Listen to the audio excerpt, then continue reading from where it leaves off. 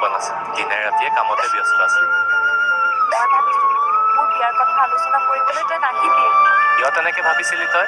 ককায়েক হিচাপে মোৰ দায়িত্ব নাই নেকি কিবা? তোৰ বিয়া বহুত ডাঙৰকে ধুমধামেৰে পাতিম। এতিয়া তোৰ ককায়ৰ সন্মানৰো অভাৱ নাই আৰু টকাৰো অভাৱ নাই।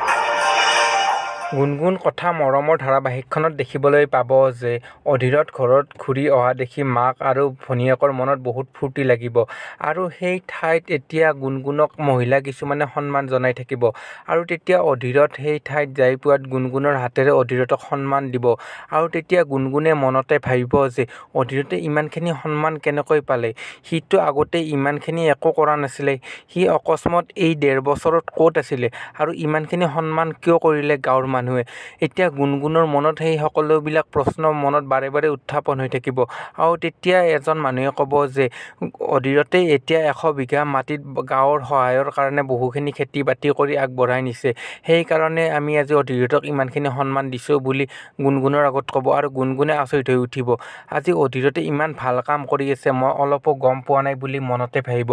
এতিয়া জানো সঁচাকৈ গুণগুণ আৰু অধীৰতৰ প্ৰেম আগৰ দৰে উভতি আহিব নেকি?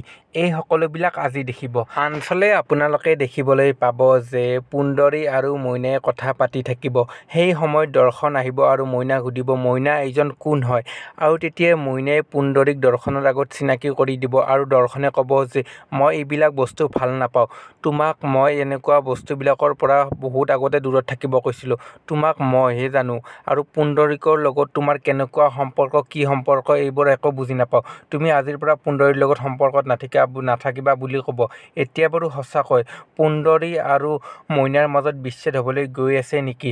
এই সকলোবিলাক দৃশ্যাংশ আপোনালোকে আজি দেখিব।